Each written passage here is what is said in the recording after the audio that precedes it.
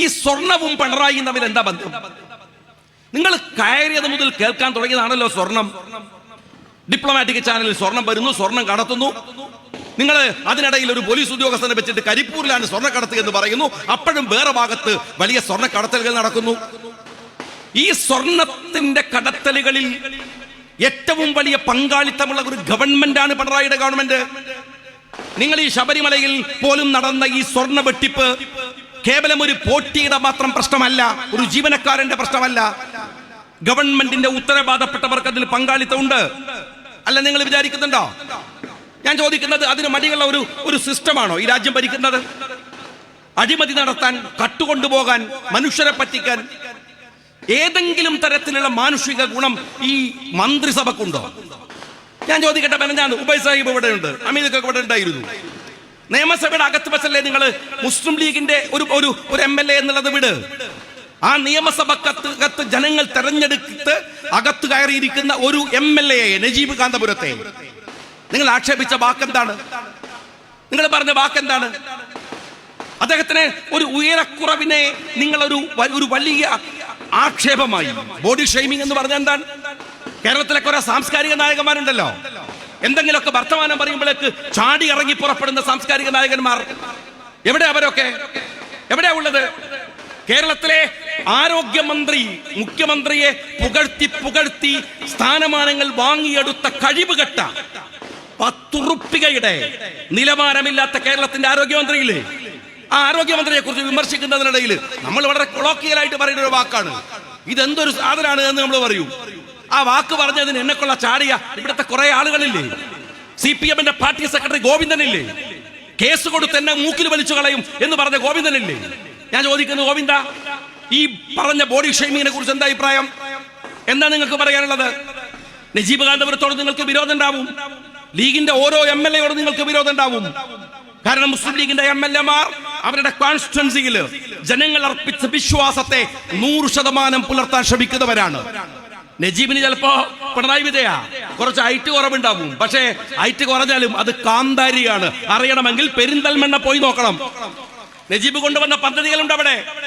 വിദ്യാഭ്യാസ രംഗത്ത് ആളുകൾക്ക് പഠിക്കാൻ, അവർക്ക് സൗകര്യങ്ങൾ ഒരുക്കാൻ, അവിടെ അവർക്ക് ഉന്നത വിജയം നേടി മുന്നോട്ട് പോകാൻ അങ്ങനെ പരിശ്രമിക്കുന്ന ഒരു MLA-യെ നിങ്ങൾ എങ്ങനെയാണ് ആക്ഷേപിക്കേണ്ടത്? എന്നിട്ട് ഇന്ന് പത്രക്കാർ വന്നപ്പോൾ അയാൾ പറഞ്ഞ വാക്കെന്താണെന്നറിയോ? ഞാൻ ആരോഗ്യമില്ലാത്തവരെ കുറിച്ചാണ് പറഞ്ഞത്. കേരളത്തിന്റെ മുഖ്യമന്ത്രി പിണറായി വിജയനോട് ഞാൻ ചോദിക്കട്ടെ, ആരോഗ്യമില്ലാത്തവൻ സമരം ചെയ്യാൻ പറ്റൂലേ? ആരോഗ്യമില്ലാത്തവൻ സമരം ചെയ്യാൻ പറ്റൂലേ? ഇനി ആരോഗ്യമില്ലാത്തവനെ കുറിച്ചാണ് നിങ്ങൾ കളിയാക്കിയതെങ്കിൽ ആരോഗ്യമില്ല എന്ന് വെച്ചിട്ട് സമരം ചെയ്യാതെ കിടന്ന നിയമസഭയിലെ MLA-ക്ക് അനാരോഗ്യമുണ്ടെങ്കിൽ അയാൾ സമരം ചെയ്യണ്ടേ? നാട്ടിൽ ആരോഗ്യമില്ലാത്ത ഒരുത്തനെ നടക്കാൻ ഇത്തിരി ബുദ്ധിമുട്ടുള്ളവൻ സമരത്തിന് വരണ്ടേ? രാജ്യത്ത് നടക്കുന്ന ഒരു ജനാധിപത്യ പ്രക്രിയയിൽ അയാൾ പങ്കാളിയാവണ്ടേ? എന്ത് മുഖ്യമന്ത്രിയാണിത്? ഒരു മുഖ്യമന്ത്രിയാണ് അയാളത് പ്രസംഗിക്കുമ്പോ ഈ അന്തംഗമ്മികളായ സഖാക്കളിൽ നിന്ന് കൈയടിക്കുക. അപ്പൊ കൈയടിച്ചപ്പോ ഞങ്ങൾ പറഞ്ഞു ഇത് മോശമായി പോയി. എന്നാ നിങ്ങൾ അറിയുമോ, തൊട്ട് പിറ്റേ ദിവസം അതിന്റെ ബാക്കി വന്നു ചിത്തരഞ്ജൻ കളിയാക്കിയത് നജീബിനെ മാത്രമല്ല, അംഗവൈകല്യമുള്ള ഈ നാട്ടിലെ, എന്താണ് അംഗവൈകല്യമുള്ളതിനെ കുറിച്ച് നാട് പറയുന്നതെന്നറിയോ? Differently able. ഒരു മനുഷ്യന് ഒരു പ്രയാസം വരുമ്പോ ആ പ്രയാസത്തെ നമ്മൾ കൂടി ചേർത്ത് പിടിക്കുമ്പോഴല്ലേ ഇല്ലാതെയാവുക. നടക്കാൻ വയ്യാത്ത ഒരാളെ നമ്മൾ ചേർത്ത് പിടിച്ച് അവന്റെ കൈ പിടിച്ച് നടത്തിക്കുമ്പോ, കണ്ണു കാണാൻ കഴിയാത്തവന് വേണ്ടി നമ്മൾ കാണുമ്പോ, ചെവി കേൾക്കാത്തവന് വേണ്ടി നമ്മൾ കേൾക്കുമ്പോ, അപ്പോഴല്ലേ നമ്മൾ മനുഷ്യരാവുക. കമ്മ്യൂണിസ്റ്റ് ആവുമെന്ന് എനിക്കറിയില്ല, മനുഷ്യരാവുക അപ്പോഴല്ലേ. എന്നിട്ടാണോ നടക്കാൻ വയ്യാത്തവനെ ഒരു MLA ചിത്തരഞ്ജൻ സഭയിൽ വെച്ച് ആക്ഷേപിച്ചത്? അത് കഴിഞ്ഞിട്ട് തൊട്ടപ്പുറം തന്നെ പ്രതിഭ എന്താ പറഞ്ഞത്? ഉദ്ഘാടനത്തിന് ആള് കൂടുന്നത് ഉടുത്തോം കഴിച്ചിട്ട് പോണതുകൊണ്ടാണ്. നിങ്ങൾ ആലോചിച്ച് നോക്ക്, എന്തൊരു നിലവാരം. എങ്ങനെയാ MLA-മാർക്ക് നിലവാരം ഉണ്ടാവുക? മൊല്ലാക്ക നിന്ന് മൂത്രമൊഴിച്ച കുട്ടികൾ നടന്നല്ലേ മൂത്രമൊഴിക്കുള്ളൂ. കേരളത്തിൽ നിലവാര തകർച്ചയുടെ അപ്പോസ്തലനായ പിണറായി കേരളം ഭരിക്കുമ്പോ ഇത്രയല്ലേ സഭയിൽ സംഭവിക്കുന്നുള്ളൂ എന്ന് വിചാരിക്കലാവും നല്ലത്. നിങ്ങൾ ആലോചിച്ച് നോക്കണം, എത്ര മോശമായി, എത്ര മ്ലേച്ഛമായി കേരളത്തിലെ ഒരു മുഖ്യമന്ത്രി പരസ്യമായി ഒരു സമൂഹത്തെ ആക്ഷേപിക്കുക, അപമാനിക്കുക, പരിഹസിക്കുക. എന്നിട്ട് ഇവിടുത്തെ സാംസ്കാരിക നായകന്മാർ ഒരു മുണ്ടാട്ടവും ഇല്ല, ഒരു വർത്താനവും ഇല്ല, അവരൊന്നും അറിഞ്ഞ മട്ടില്ല. ഞാൻ ചോദിക്കട്ടെ, നിങ്ങൾക്ക് ഉമ്മൻചാണ്ടി ഓർമ്മയുണ്ടോ സഖാക്കളെ? ഉമ്മൻചാണ്ടി അന്ന് ഡോക്ടർ മുനീർ സാഹിബാണ് കേരളത്തിലെ സാമൂഹ്യനീതി മന്ത്രി. സോഷ്യൽ വെൽഫെയർ എന്നായിരുന്നു പേര്. ആ പേര് സോഷ്യൽ വെൽഫെയർ. എന്നിട്ട് അതിന്റെ മുനീർ സാഹിബ് പേര് മാറ്റുന്ന സമയത്ത് ഞങ്ങളൊക്കെ അന്ന് നിയമസഭയിലുണ്ട്. ഞങ്ങൾ ചോദിക്കുന്നു, എന്തുകൊണ്ടാണ് അങ്ങനെ ഒരു പേരുമാറ്റൽ? അവര് പറഞ്ഞു, അന്ന് ഗവൺമെന്റിന്റെ ഒരു നിലപാട് വ്യക്തമാക്കിക്കൊണ്ട് സഭയിൽ മുനീർ സാഹിബ് നടത്തിയ ഒരു പ്രസംഗമുണ്ട്. ഉമ്മൻചാണ്ടി എൻഡോസ് ചെയ്ത ഒരു പ്രസംഗം. അതിൽ അദ്ദേഹം പറയുന്നുണ്ട്, അങ്ങനെ അവരുടെ വെൽഫെയർ ഒന്നുമല്ല, നമ്മൾ എന്തോ ഒരു കാരുണ്യം ഈ നാട്ടിലെ വികലാംഗർക്ക് ചെയ്തു കൊടുക്കുകയാണ്, അല്ലെങ്കിൽ ഡിഫറൻറ്റ്ലി ഏബിളായ ആളുകൾക്ക് ചെയ്തു കൊടുക്കുകയാണ്. അങ്ങനെ ഒരു കാരുണ്യം പറ്റേണ്ടവരൊന്നുമല്ല അവര്. അതവരുടെ അവകാശമാണ്, അവരുടെ നീതിയാണ്. അതുകൊണ്ട് സോഷ്യൽ ജസ്റ്റിസ് എന്ന് ആ സർക്കാർ അതിന്റെ നല്ല പേര് മാറ്റി. അതൊരു കാഴ്ചപ്പാടാണ്. അന്ന് ഉമ്മൻചാണ്ടി സാറ് മുനീർ സാഹിബിന് ഏറ്റവും കൂടുതൽ ഫണ്ട് കൊടുത്ത ഒന്ന് നിങ്ങൾക്കറിയാം, കോക്ലിയർ ഇംപ്ലാന്റേഷൻ ആണ്. നമ്മുടെ മക്കൾ ചിലപ്പോൾ നിങ്ങൾ കാണുന്നില്ലേ, നമ്മുടെ നാട്ടിലൊക്കെ സംസാരിക്കാൻ കഴിയാത്ത കുറെ ആളുകൾ, പാപങ്ങൾ അല്ലേ, ചെറിയ കുഴപ്പം കൊണ്ട് അത് പരിഹരിക്കാൻ കഴിയുന്നത്.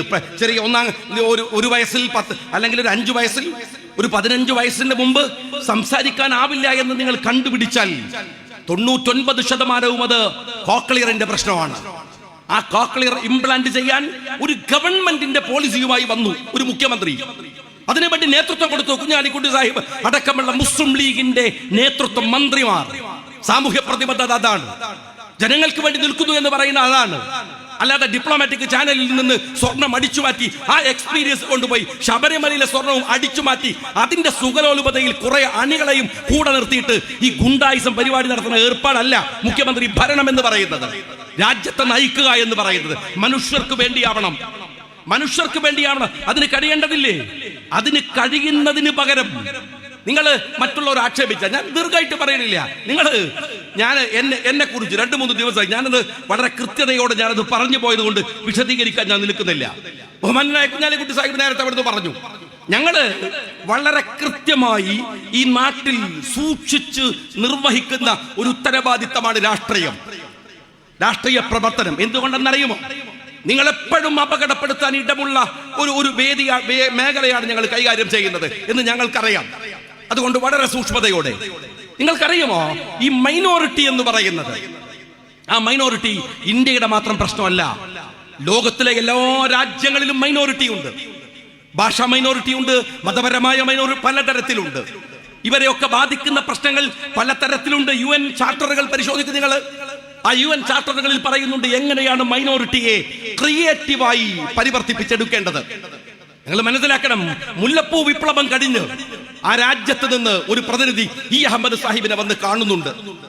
അഹമ്മദ് സാഹിബിനോട് ചോദിക്കുന്നുണ്ട്, നിങ്ങൾ ഇന്ത്യൻ യൂണിയൻ മുസ്ലിം ലീഗിന്റെ കർമ്മപദ്ധതികളെ, പ്രവർത്തന മണ്ഡലങ്ങളെ പഠിക്കാൻ വന്നവരാണ്.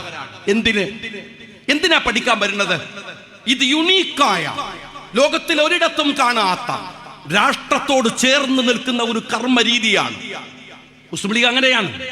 ഇതാ ഈ നേരത്തെ നേതാക്കന്മാര് പറഞ്ഞല്ലോ, ഈ ആനക്കയത്ത്, ഈ മലപ്പുറത്തിന്റെ പ്രാന്തഭാഗങ്ങളിൽ ഞങ്ങളുടെ പ്രിയപ്പെട്ട നേതാവ് CH മുഹമ്മദ് കോയ സാഹിബ് പ്രസംഗിച്ചു തുടങ്ങുന്ന ഒരു സമയമുണ്ട്. ആ മാപ്പിളയോടാണ് സംസാരിക്കുന്നത്. ഏതു മാപ്പിള? മലബാർ കലാപത്തിന്, മലബാർ സമരത്തിനു ശേഷം മുറിവേറ്റു നിൽക്കുന്ന, സങ്കടങ്ങൾ മാത്രം ബാക്കിയുള്ള, നേരത്തെ കുഞ്ഞാലിക്കുട്ടി സാഹിബ് പറഞ്ഞ പോലെ മറ്റു അന്തമാൻ നിക്കോബാർ ദ്വീപുകളിലേക്ക് നാടുകടത്തപ്പെട്ട അവരുടെ മക്കൾ, അവരുടെ ഭാര്യമാർ, അവരുടെ സഹോദരന്മാർ, മുറിവേറ്റ മനസ്സുമായി ജീവിക്കുന്ന 40കൾ 50കൾ 60കൾ. അവിടെയാണ് മുസ്ലിം ലീഗ് അതിന്റെ പ്രവർത്തനം ആരംഭിക്കുകയാണ്. CH അവരോട് പറഞ്ഞത്, ഇത് നിങ്ങളുടെ നാടാണ്, നിങ്ങളുടെ നാട്, നിങ്ങൾക്ക് അവകാശങ്ങൾ ചോദിക്കാൻ അവകാശമുണ്ട്. ഒപ്പം നിങ്ങൾ ഈ രാജ്യത്തിന്റെ കർമ്മപദങ്ങളിൽ പങ്കാളികളാവണം.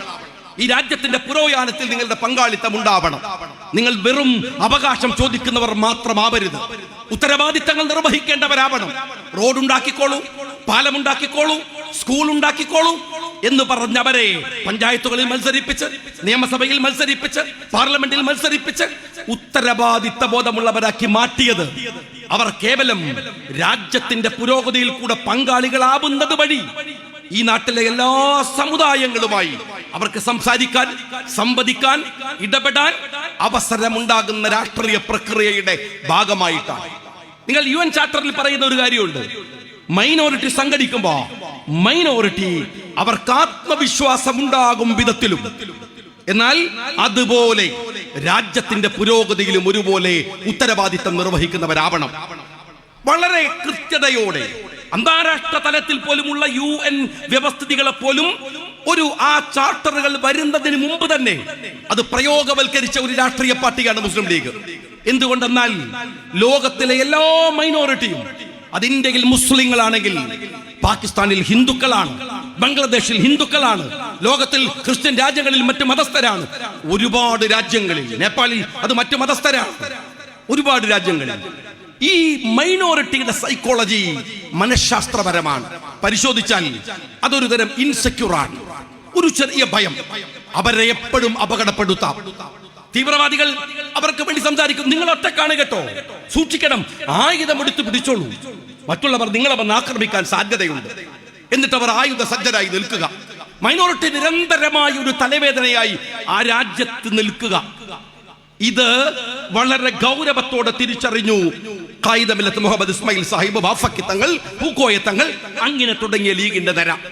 അവര് പറഞ്ഞു, നിങ്ങൾ സംഘടിച്ചു നിൽക്കുക. വിശ്വാസികളാണല്ലോ അവർ, അതുകൊണ്ട് പറഞ്ഞു അവരുടെ മേൽ അള്ളാഹുവിന്റെ അനുഗ്രഹം ഉണ്ടാകും.